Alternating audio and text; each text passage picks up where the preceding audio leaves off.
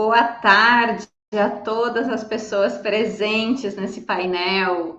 Eu sou Fernanda Dornelles e estarei mediando essa atividade com a participação do Michel Ávila da Nelway e o Johnny Hopen da Aquarela. Sejam bem-vindos e já vamos iniciar falando um pouquinho das experiências de vocês dentro das empresas. Boa tarde, Fernanda, tudo bem? Boa tarde, Michel. Já posso começar, então, contando um pouquinho da minha parte aqui, então.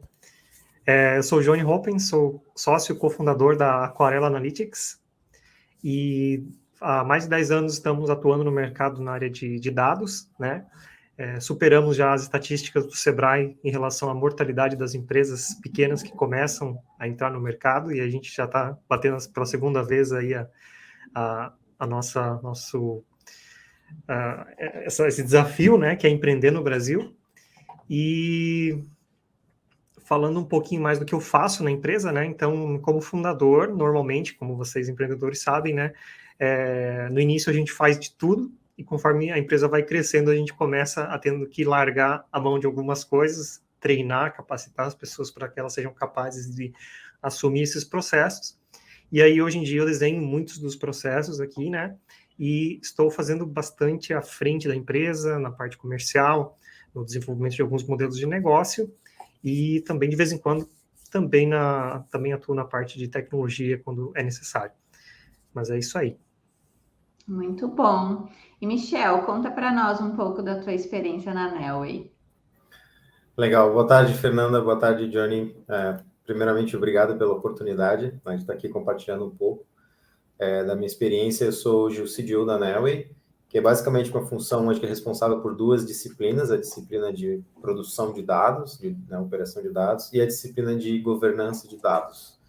E a cultura de data-driven na Nelway, como a Nelway é uma empresa fornecedora de inteligência, né, eu consigo falar sobre essa cultura sob dois pontos de vista, né? Primeiro, como uma empresa que fornece esses dados para outras empresas. Então, a grande virada, né, de chave para a gente aqui na Nelway foi quando a gente conseguiu provar essa tese, né? Porque antes de você realmente materializar um produto, você tem uma tese, né? Que dados são mais fortes do que aquela experiência mais empírica, né? Ou aquele trabalho que todo um corpo de funcionários, né, de uma empresa tem uma sensação de que sabem fazer melhor, né? E a gente teve um grande cliente, nosso primeiro grande cliente, nasceu justamente desse momento em que a gente trouxe dados, né, para a mesa, mostrou, apresentou esses dados, explicou e confrontou essa informação com conhecimento que o time de vendas, né, o time mais sênior de vendas da empresa tinha, né? E foi um confronto naquele momento, obviamente, né, foi estranho, porque você causa um problema, né?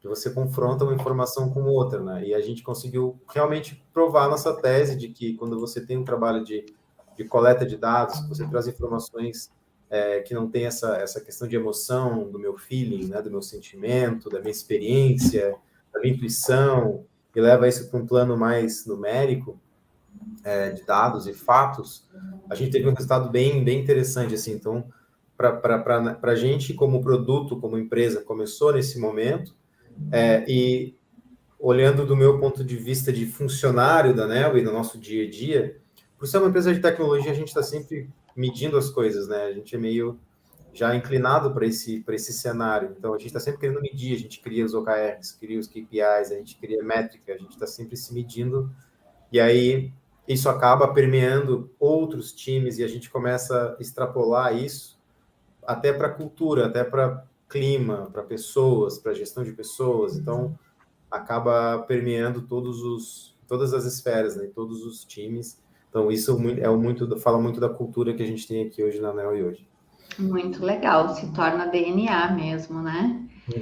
E nesse painel que a gente está falando diretamente dessa cultura data-driven e como usar esses dados para tomada de decisão, antes de a gente entrar no nosso objeto de fato, eu quero que vocês compartilhem conosco assim, qual que é a visão da área de dados que tem expandido tanto, né? Que se fala aí no novo petróleo e tudo, esse crescimento, esse mar de dados que tem. Então, qual que é a progressão dessa área e os pontos positivos? O que traz de positivo para cada negócio? Quer falar para a gente, Michel, um pouquinho? Legal.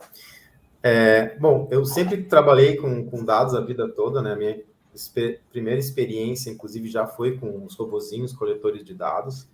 Então, do lado de tech, eu vi toda essa evolução de perto, né? O aparecimento dos novos bancos de dados, a popularização da cloud, o surgimento das arquiteturas novas já voltadas para microserviços, as novas abordagens e técnicas para processar os grandes volumes de dados, como foi lá no passado o MapReduce, todas as evoluções que teve.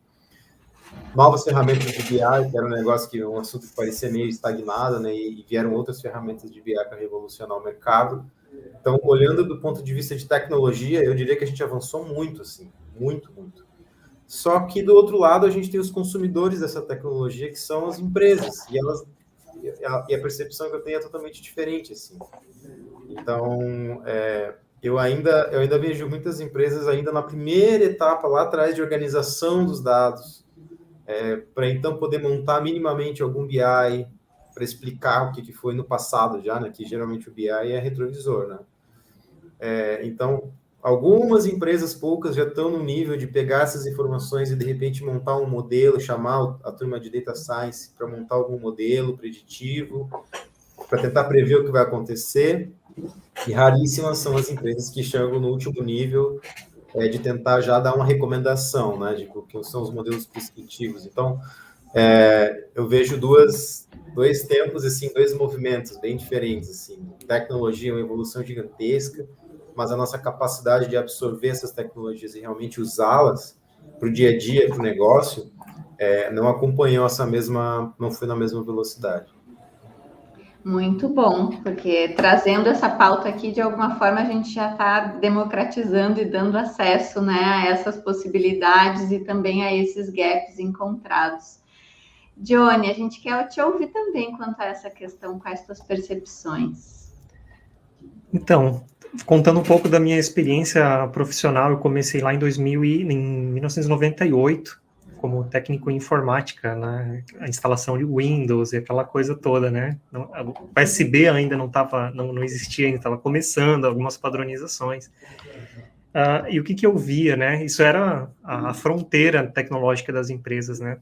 O que eu vi foi, na década de 90, 2000, um processo de informatização das empresas, principalmente por questões fiscais. Então, a origem de muitos dados estruturados, informações que são necessárias hoje para análise de dados, elas vieram puxadas pela contabilidade das empresas. Junto com a contabilidade, o governo brasileiro forçou bastante as empresas a fazerem os processos contábeis serem integrados, de modo que fica cada vez mais difícil de você burlar os impostos, né? E aí as empresas que não se informatizaram, elas sucumbiram, muitas delas. Então, foi uma situação uma situação obrigatória, mas que, se hoje você olha qualquer país da América Latina e o Brasil, você vê que o Brasil está muito mais maduro em termos de sistemas. Você vai comprar, você passa o cartão em qualquer supermercado e as notas já vêm tudo com todos os dados certinhos ali, etc. Né? O Brasil é bastante maduro nisso, né? E aí, né, isso está gerando cada vez mais dados.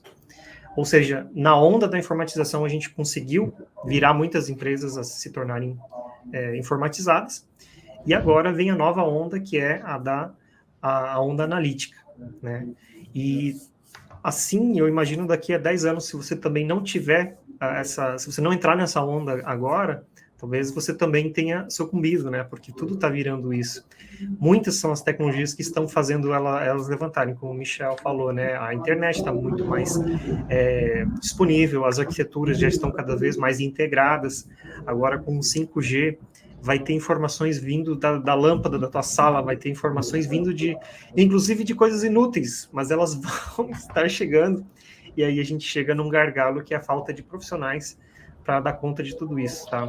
E uma diferença bem grande daquela onda para essa onda agora é que naquela época a grande limitação era o acesso à conectividade, às informações, etc. Né? Até a internet era por modem, né? Era bem restrito. E para você poder fazer alguma coisa de inovação, você tinha que comprar os livros, ler eles e tal, e ficava trabalhando sozinho. Né? E a grande virada de chave é que agora, grande parte, se não todos os projetos que são relevantes do ponto de vista comercial, eles funcionam em grupos, né? Grupos de esquadrões, de times de pessoas extremamente capacitadas, como se cada um tocasse um instrumento, eles se encontrassem na rua e de repente um só dá a nota e a velocidade e todo mundo sai tocando junto, assim, né? Então seria isso, assim. Muito bom. E trazendo essas percepções, Johnny, a gente vê também aí um evoluir durante as gerações, que talvez alguns que estejam nos assistindo nem conheçam todo esse histórico, né? Já estão vivenciando hoje uma era que tem um grande volume de dados e que até quando o acessam como usuário de uma rede social e de uma ferramenta de busca e sabe que aquilo depois vai gerar um formato de acompanhamento e de possibilidade de alguma divulgação, enfim, são diferentes percepções que as pessoas na sociedade como um todo têm a respeito desse novo cenário posto por conta da possibilidade de coleta e de demonstração de dados, né? Então, queria entender de vocês, assim, nesse cenário atual, como que vocês veem os dados fazendo parte da sociedade, né? Profissionalmente, diretamente no profissional, mas também em outras questões que envolvem aí o dia a dia e que o pessoal que está nos assistindo consegue assimilar aí o quanto eles realmente consomem e produzem, né, esses dados. Quer falar um pouquinho para a gente, Johnny? Então, eu acho que o dado ele tem o poder de transformar a sociedade como um todo, principalmente no que diz respeito à transparência da gestão pública, né? E isso, por consequência, também vai ajudar na transparência de muitos negócios também, né? A partir do dado que a gente vai começar a saber aonde estão os excessos, aonde estão as falhas, por que as coisas não estão prontas, quem começou isso, tá? Então, o dado em si, ele é apenas um instrumento do que seria uma gestão de conhecimento bem mais abrangente do que seria antigamente, quando a gestão das coisas aconteciam em cartórios, né? Aconteciam antigamente, antes dos cartórios, os registros de nascimento, morte, aconteciam nas igrejas, né? Então foi evoluindo, né? Saiu da igreja, foi para o cartório, do cartório agora vai para o digital. Provavelmente um blockchain vai garantir que determinadas atividades aconteceram ou não aconteceram. E a ciência, que a gente fala de ciência de dados, ela vem impactando na própria ciência das universidades, porque, por exemplo, um GitHub, um GitHub que ele é um sistema aberto, onde várias pessoas podem acessar os dados, você precisa colocar os teus dados ali, e os teus programas, etc., para que funcione, né, e faça uma coisa que é importante para a ciência, que aquilo seja replicável, seja reexecutável, né, e as próprias universidades vão precisar começar a criar a ideia de ciência em suas pesquisas, de modo que outras pessoas vão poder testar essa informação, e eu acho isso bastante positivo, né, que os alunos que já vão fazer suas teses, seus mestrados, seus doutorados, e já comecem a usar esse nível de governança, digamos assim, dos seus projetos. Isso é bem, bem legal. E a gente vai encontrar buracos na sociedade que a gente não encontraria se essas informações não estivessem disponíveis. É verdade, e possibilidade de gerar soluções, né? Então, uma transformação também no mundo acadêmico. Muito bom. E Michel, também tem considerações para compartilhar conosco? Sim, eu vejo que a gente já vê essas transformações assim na vida mais como usuário, né? Então a gente se colocando mais na posição de usuário de tecnologia. A gente vê empresas usando muito isso para impactar a nossa vida. Então dá para ver vários exemplos, como por exemplo Netflix, que usa muitos dados para fazer a melhor recomendação do que a gente, né, assiste, do que teria mais possibilidade de bater com o nosso gosto. Ou seja, já são recomendações, né? Spotify vai na mesma linha, tem vários programas, às vezes até de governo, né, que utilizam grandes massas de dados para, então, construir programas, né, governamentais, programas de atendimento, programas de construção, por exemplo, de outras estruturas, de infraestrutura, às vezes colégio, né, coisas que a gente não conseguia fazer antes, e hoje com esse volume de dados, o governo tem condições de tomar decisões muito mais embasadas com os dados que eles têm disponíveis, mesmo que eles não consigam ainda se organizar muito bem em termos de centralização de dados, quando você tem um trabalho um pouco mais, né, de campo mesmo, de coletar essas informações de várias esferas diferentes, né, municipal, federal, estadual, você consegue criar realmente uma massa que ajuda, né, uma prefeitura, que ajuda o governo de um estado, por exemplo, a tomar ações, às vezes até rápidas, né? Porque esses estudos, antigamente, não é que eles não eram feitos, mas eles eram muito demorados, né? Imagina quanto tempo demorava para a gente fazer um censo e depois, em cima dos dados do censo, a gente conseguir fazer os estudos para, então, fazer uma política já está na hora do próximo censo, né? E hoje a gente viu, especialmente com o caso do Covid, a nossa capacidade de levantamento de dados, organização, geração dos modelos, para, então, tomar decisão para fazer toda uma logística, por exemplo, de distribuição de vacinas e tal. Então, a velocidade, ela impacta a gente nessa medida, sabe? Quase todas as coisas que a gente interage hoje no dia, a gente já percebe alguma coisa, mas muito mais no lugar de usuário, né, de cliente, né? A gente ainda não tem, todo mundo, condição de também ter acesso a esses dados e nós tomarmos nós mesmos as nossas decisões, né, baseadas com esses dados. Hoje a gente só, sei lá, pergunta se vai chover ou não vai chover para ver se compra né, se leva um guarda-chuva ou não leva, né? Então, as nossas decisões baseadas em dados, elas ainda são pequenas, né? Mas a gente está num caminho bem, bem, bem bom de chegar nesse lugar e sermos cidadãos, né, também mais data-driven. Muito bom, Michel. E aí eu te pergunto, e claro, depois vou ouvir o Johnny também quanto a isso, porque você falando aí da gente se colocar como usuário e tudo, né? Enquanto pessoas da sociedade civil, mas enquanto empresas, né? Essas pequenas empresas, esses negócios menores que não são corporates estabelecidas, que têm condições de ter um volume de dados ali capturado e disponibilizado para trabalhar, e que também não estão diretamente relacionados aos dados do governo, não estão diretamente no governo, como que podem, talvez, usar alguma base para um benefício para uma tomada de decisão, algo do tipo? Tu vê que tem alguma possibilidade de uso?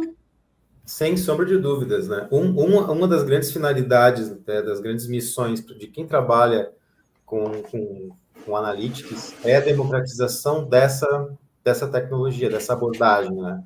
Eu não necessariamente precisar ter uma tecnologia dentro de casa para poder usar isso.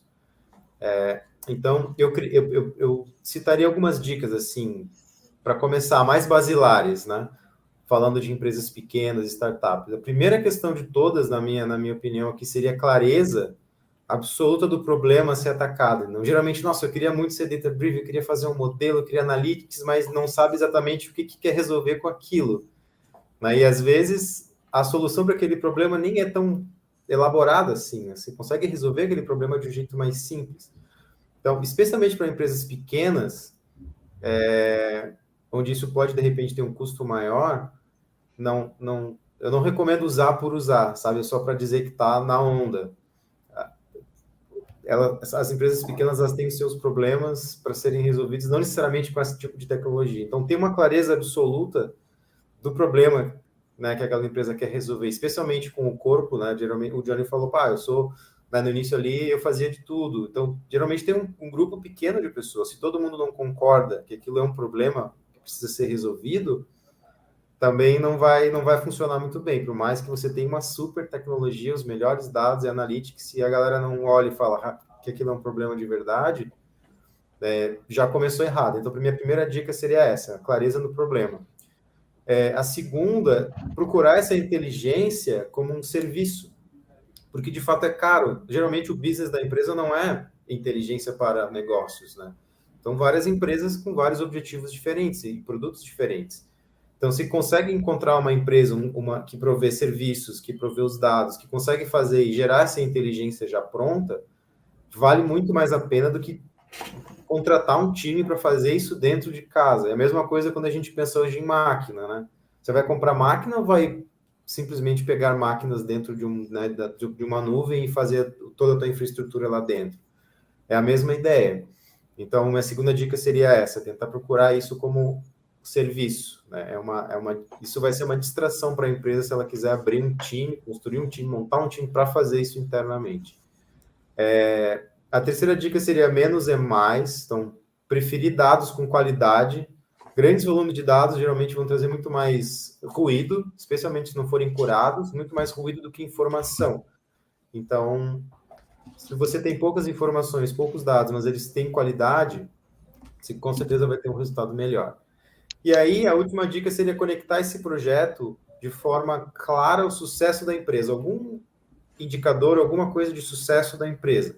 Sei lá, vender mais, ou perder menos, né? Ou retenção de clientes, retenção de funcionários, porque todas as empresas todas as áreas da empresa podem se beneficiar disso. Não precisa ser necessariamente área de negócios, pode ser uma área de compliance, pode ser área de pessoas, pode ser o financeiro.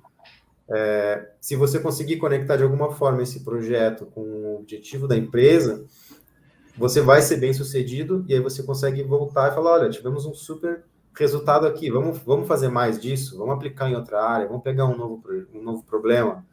E você consegue fazer um ciclo virtuoso de uso dessa tecnologia dentro da empresa. Então, essas seriam as minhas 4 dicas. 4 preciosas dicas, muito bom. Johnny, conta pra gente tuas percepções.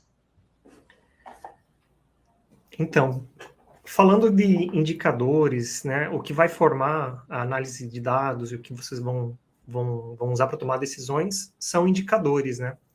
Então, o que eu recomendo, assim, primeira coisa é desassociar a ideia de indicadores à tecnologia, tá? O indicador, ele não precisa ser tecnológico. Eu tive um professor de economia na UFSC, que ele estava explicando sobre o índice de Gini, que ele mede a desigualdade das sociedades, né? Para saber, o Brasil é bem mais desigual do que a Noruega, por exemplo, ou a Nova Zelândia. E isso você chega através de números, que é esse índice de Gini, né? E ele falou assim, mas, pessoal, tem uma outra forma bem interessante de vocês descobrirem a desigualdade dos povos, se você vê a altura dos muros das casas.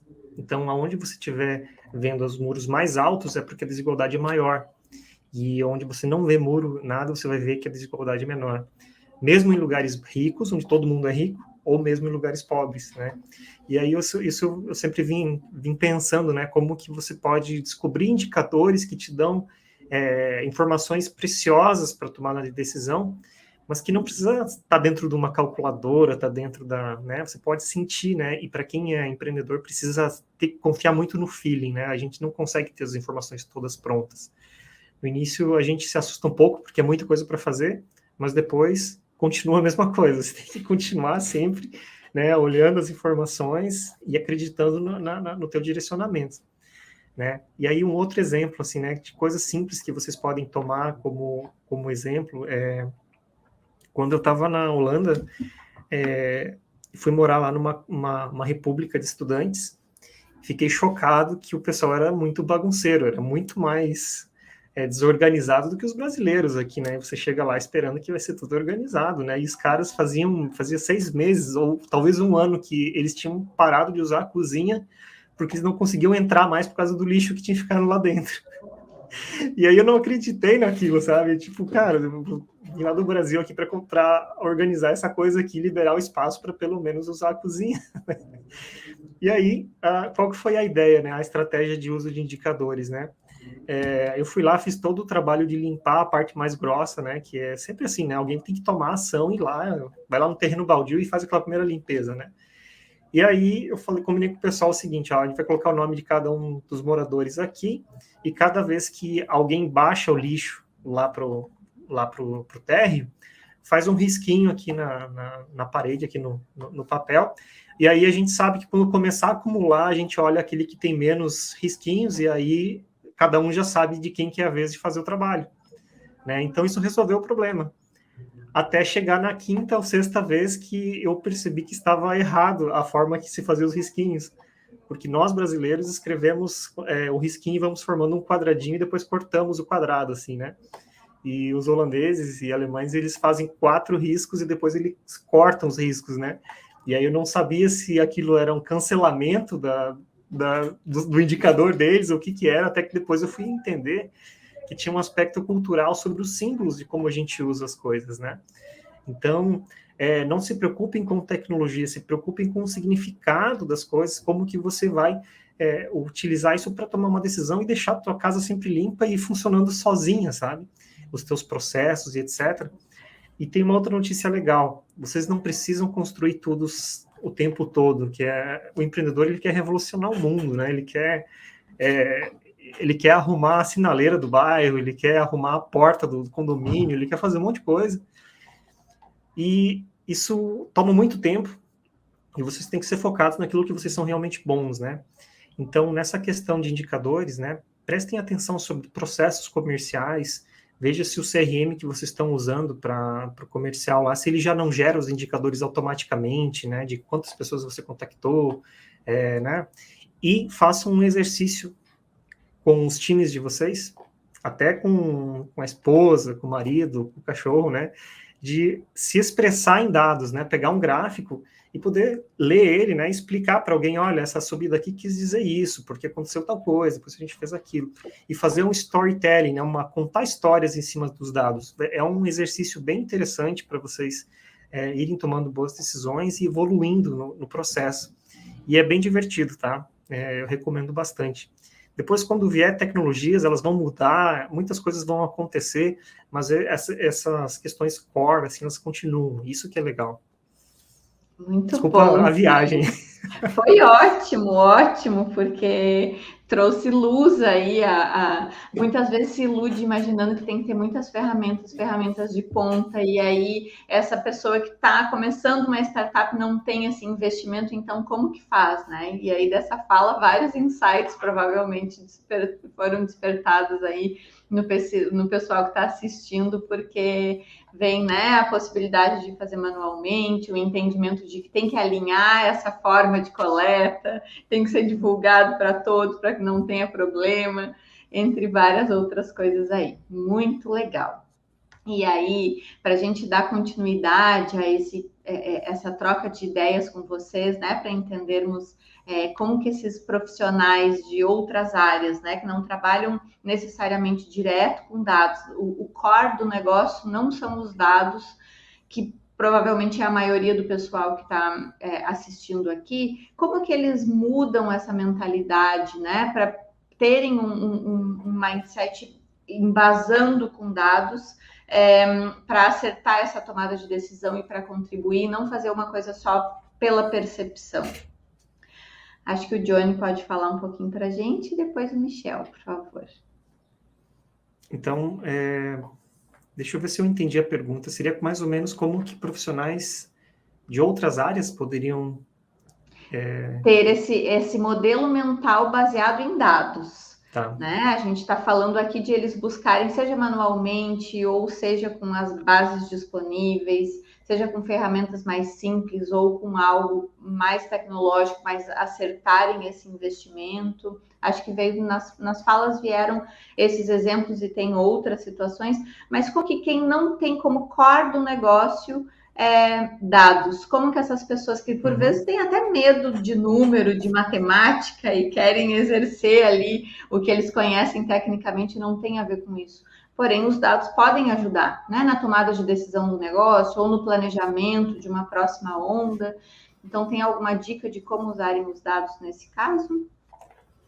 Bom, a primeira dica é mantenha a autoestima, tá? Porque se você já chegar derrotado para falar com alguém de dados e tal, aí que você não vai conseguir evoluir, né? Porque existe uma boa notícia que é a natureza da área de dados, ela é extremamente dependente de alguém que conhece um negócio, conhece, sabe como fazer o processo, como realizar, digamos que seja um sapateiro, né? O sapateiro, ele sabe como atender o cliente, como fazer o conserto no sapato, costurar e etc., e fazer tudo o que ele precisa, né? Todo esse conhecimento dele, somado aos dados, vai dar um resultado legal. Agora, se alguém somente de dados vier tentar fazer alguma coisa, também não vai fazer, né? Então, somente os dados, eles não têm muito valor. Agora, quando você casa isso, que fica interessante. E aí, os times, pelo menos que eu tenho visto, né, de melhor desempenho, em termos de performance, assim, de encontrar resultados, desenvolver as plataformas, são times multidisciplinares, onde tem um engenheiro, tem um psicólogo, tem uma pessoa que talvez nem tenha estudado em uma série de coisas, mas ele às vezes se tornou muito bom em inglês, por exemplo, e consegue traduzir textos de uma maneira fantástica, sabe? Então, chega a ser até um paradigma, porque fica mais difícil de gerir, né? Como é que você faz para gerir um time que você não sabe exatamente qual que é o perfil que você precisa? Acho que esse é um desafio de todos os times de analytics que eu tenho acompanhado nos fóruns nos últimos anos, assim, que todo mundo tenta colocar um rótulo, assim, para que as pessoas se preparem para aquilo, mas, na verdade, é um processo de humanização ali no meio que está sendo muito necessário, né? Então, a ideia de vocês se tornarem cidadãos cientistas de dados, né, que seriam pessoas que primeiro não jogam lixo no chão, que sabem das regras, que cuidam da sociedade onde você vive, né, cidadão. Depois cientista, que usa o método científico, né, para comparar coisas, saber o que é melhor, o que é pior, o que vale a pena, o que não vale a pena, o que já deu errado, né, ter esse senso de reflexão. Por último, lá no final, mas não tão menos importante, vem a tecnologia. Então, se você inverter a ordem, fica mais tranquilo de você enfrentar essa pancada de informações que estão vindo aí por celular, por tudo que você olha agora está virando metaverso e é feito para assustar todo mundo, mas fiquem tranquilos e procurem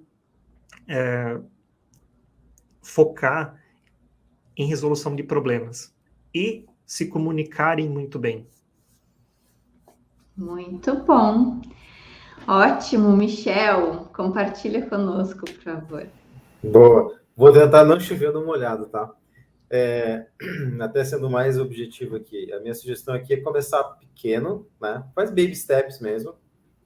Porque as ferramentas, até como o Johnny falou, as ferramentas mais arrojadas e os processos maduros, eles vão vir na sequência. Toda área tem, ou deveria, pelo menos, ter alguma métrica, né, ou algumas métricas. Então, revisita essas métricas, dá uma olhadinha nelas de novo, das que são mais relevantes para a área. Se não tem, cria alguma métrica. E aí, traz uma pessoa, né, ou pelo menos conta com algum time, né, de engenharia de dados, mas você precisa de um skill ali de engenharia de dados para começar, para fazer esse registro, porque você vai registrando essas métricas, você vai registrando esses dados e organizando essas coisas em algum lugar. Aí, em pouco tempo, tu já vai ter condições de montar um reporte que mostra aquilo ali ao longo do tempo, né? Olha, a gente tem aqui esse volume de vendas, tem esse aqui, esse ticket médio, tem várias ferramentas que já dão isso pronto. Para dar um outro exemplo, a gente tem aqui esse volume de pessoas do time ou da empresa que respondem aos nossos questionários de cultura e clima, por exemplo, só para mudar um pouco do exemplo. E aí você vai conseguindo acompanhar já. Mas você está simplesmente acompanhando, mas já é um baita de um progresso, né? A ideia de você conseguir tomar decisões baseadas em dados, ela é uma jornada gigante, né? Enorme. Para você chegar no momento do Analytics, você já tem que ter passado um bom pedaço, né, de organização desses dados para poder acompanhar. Depois que você passa nessa etapa, né, que você já está acompanhando aquelas métricas, tu já consegue um nível de maturidade para gerar alguns questionamentos e algumas hipóteses, né? Que aí você consegue, então, finalmente trazer o time de Analytics para dentro do jogo, não que eles não estejam antes, né?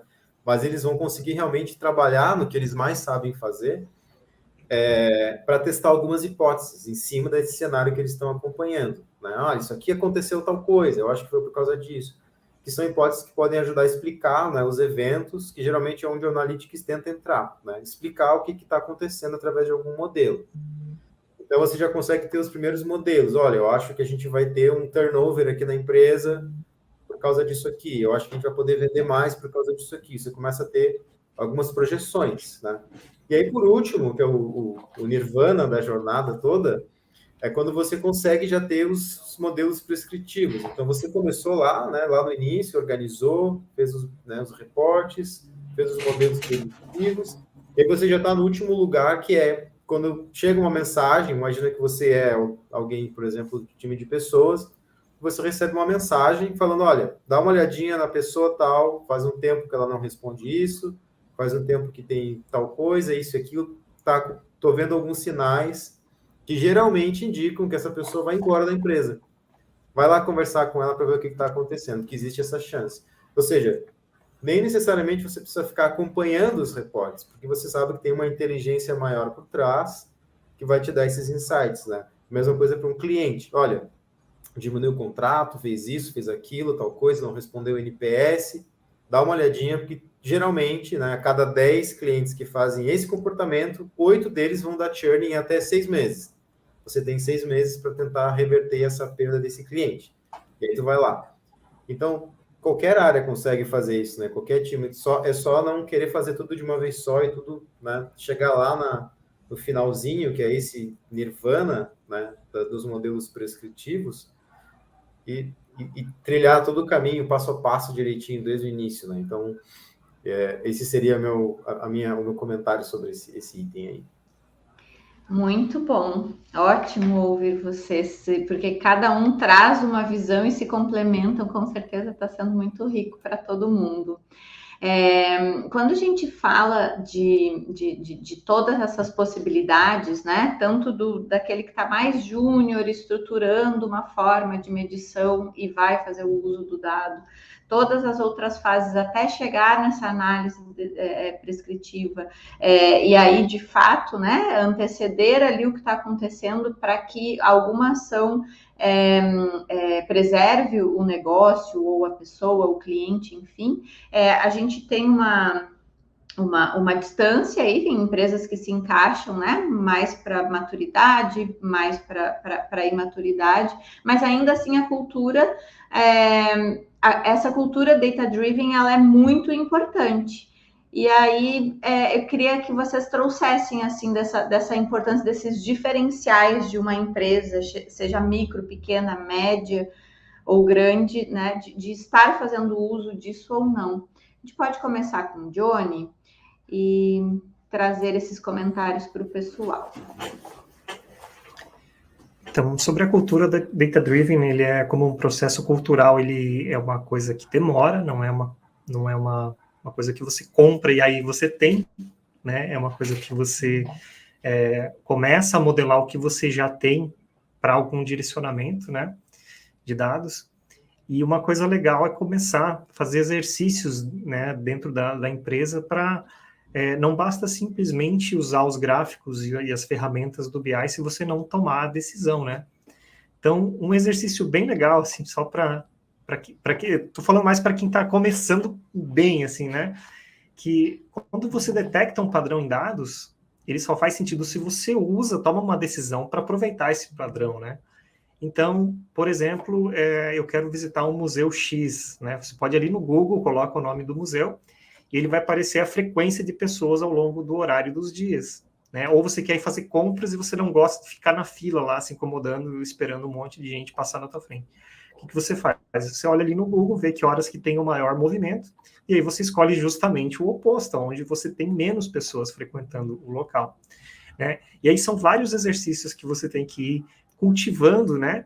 E compartilhando com as pessoas para você trazer de fato a cultura, né, de Analytics. Teve um dos gráficos mais marcantes da história da Aquarela foi quando a gente pegou mais de 2.500.000 registros de consultas médicas da cidade de Vitória, e a gente descobriu um padrão de que até os 2 anos de idade, as crianças do sexo masculino, elas têm uma frequência muito maior de atendimentos nos postos do que as meninas.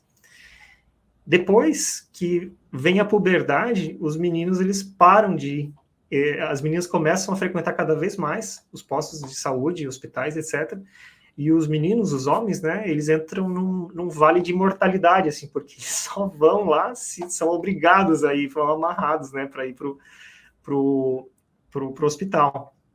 E aí, só depois dos 60 e poucos anos, que os dois gêneros começam a se mexer juntos, né? E aí, esse tipo de insight permite saber assim, olha, o quanto, né, ou como eu devo gastar os recursos públicos de uma maneira eficiente para atender as pessoas de uma certa forma, né? Porque no final das contas, o que nós temos hoje? Nós temos hoje um país que já é das mulheres em termos de quantidade, que vai ter muito mais mulher ainda do que homem se a gente continuar sendo muito machista e achando que não deve ir no médico, etc. E a gente começar a olhar, né, as proporções das coisas. Isso é uma coisa interessante na cultura de dados, é você olhar e ver as proporções, né? Faz sentido você ter 51% de mulheres na população e lá no Senado ter 100% homens? Não faz, então o que está errado? E aí você começa a questionar, e aí vem as mudanças, e aí vem a evolução, e aí vem todas as coisas. Né? Então, olhar proporções, percentuais, entender como calcular isso é bem bacana, e são várias as oportunidades que servem para empresas de todos os tamanhos, né, para tomada de decisão. Muito bom, Johnny, muito obrigada. Michel, compartilha conosco a tua visão. Show. Acho que um dos pontos até, antes de entrar nesse item, é a questão de errar, né? Errar rápido e corrigir rápido. Se você tem instrumentos, né, de medição bem precisos, você vai saber muito rápido que você está errando em algum lugar e você vai ter mais tempo de corrigir essa rota, né? Então, uma empresa que tá dentro dessa cultura, né, que respira essa questão de ser medida o tempo todo, né, de ter várias métricas e está acompanhando isso, muito nesse lugar também que o Johnny fala, né, não adianta nada você ter um super sistema de telemetria se você não está usando isso para tomar alguma decisão, né? Então, você consegue errar rápido e corrigir muito rápido, pela cultura, né? Faz parte. Um outro aspecto que eu vejo é um caminho sem volta, é um mindset que ele não volta, né? É uma expansão de mente, né? E de atuação que você nunca consegue diminuir de volta e voltar para onde você estava antes. Então, para mim, esse é o critério, né? A métrica que eu uso para, cara, isso é super certo. Se fizer uma coisa certa, é geralmente um passo que tu dá e tu fala, não sei como é que eu fazia as coisas antes de um jeito diferente, né? Então, a gente sabe, né, que acertou em algum movimento quando a gente não consegue mais imaginar o trabalho sem aquilo, né? Como a gente não consegue imaginar hoje o trabalho sem computador, por exemplo, né? Ou até mesmo a vida diária sem um celular, que para a gente era puramente um acessório há tão pouco tempo atrás, né? Então, e aí pautar as decisões em dados, especialmente aí na vida corporativa, é uma questão de sobrevivência, né? Porque os dados estão aí disponíveis para todo mundo. Se uma empresa tem mais condições do que outra de aproveitar esses dados, aproveitar esses sinais, o nosso governo ele tem um volume absurdo de dados disponíveis. Então, aproveitar essa onda, né, de lei de acesso à informação também é uma baita de uma oportunidade de se diferenciar, né? E você conseguir navegar melhor no seu cenário, qualquer que ele seja, porque a gente tem dados disponíveis para todos os segmentos, né? Alguns um pouco mais incipientes, mas em geral, grande parte dos segmentos hoje da indústria já tem muitos dados disponíveis. Fora os dados que são processados e gerados pela própria empresa, né? Que já é um baita de um desafio interno.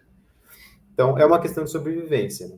Mas eu queria puxar um ponto aqui fora do óbvio, né? Além desses benefícios todos, eu queria puxar um pontinho fora do óbvio, que é o quanto esse mindset ele é provocativo, ele cria uma obrigação para a gente de lidar com o nosso próprio ego e aquela armadilha do eu sei, eu tenho experiência, eu tenho uma intuição, eu já vivi isso. E aí quando tu vem com isso e tu tem um time, uma empresa, né, uma proposta de mas por que tu acha isso? Da onde tu tirou essa informação? Com base no que tu tá tomando isso? Não, mas eu tenho certeza, cara, é um puta produto, desculpa a palavra, é um baita de um produto, nós vamos super vender, cara, mas me mostra os números. Da onde... é um baita de um desafio pessoal, de ir para esse lugar, de falar, tá, beleza, vamos buscar os números, então, vamos se organizar, eu vou montar um documento, enfim, fazer uma pesquisa, e aí eu volto aqui para a gente conversar. Então, as conversas, elas ficam mais maduras, né? Ficam conversas mais adultas. A empresa se torna uma empresa mais adulta quando ela vibra nessa frequência de usar dados para tomar essas decisões.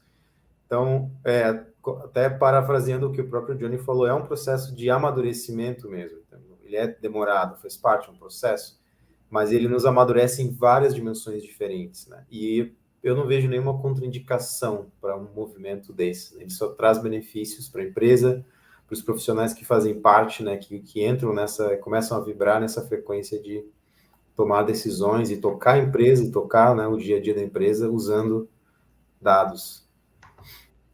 Muito bom. Nossa, a gente está se encaminhando para o final já do nosso encontro e está muito rico, né? Se eu aqui sozinha, sem coletar percepções dos demais, já sinto isso, imagina o que o pessoal lá tá conseguindo absorver. É essa mudança de modelo mental mesmo que vai trazer essas melhorias, esses novos horizontes aí, de não se basear só na percepção, e sim de ter ali o dado comprovando o que está sendo levado como ação e executado, e próximos passos de pequenas, micro, pequeno, médias e grandes, né? Então, gente, o papo está muito bom. Johnny, Michel, antes de agradecer, eu quero saber se vocês têm um recado final para o pessoal no nosso contexto deste encontro. Quer começar, Michel? Boa. É um recadinho bem rapidinho mesmo, né? Inclusive, aproveitando o gancho do que eu acabei de falar, todo o amadurecimento é inevitável, né? Ele requer paciência, tempo, mas ele também precisa de um clima, né, e de uma cultura que sejam adequados para essa mudança, né, que você quer fazer. Então, é uma ótima oportunidade para olhar para dentro de casa e ver se o solo está fértil, né? Se você está realmente com um clima e uma cultura que abraçam esse tipo de movimento, porque é um movimento de inovação, de quebrar os paradigmas, né? De se provocar, de se desconstruir, construir de novo. Então, esse seria meu recado, finalzinho, assim, aproveitem, né? Para quem quiser entrar nessa jornada, aproveitar o momento para ver se o clima e a cultura da empresa estão e são adequados para esse tipo de movimento, se também não tem um trabalho ali, um gap para melhorar, para arrumar, para de repente até mudar um pouco do rumo. Muito bom, ótima dica. Johnny, conte para nós. Bom, a minha dica que vai direto para o córtex dos empreendedores os empreendedores que eu vi acontecendo lá na Holanda, que atingiram mercados do mundo todo, eles tinham algumas características que vocês podem olhar como um padrão, e eles dominavam o inglês, tinham conhecimento de matemática e faziam alguma coisa de programação, né?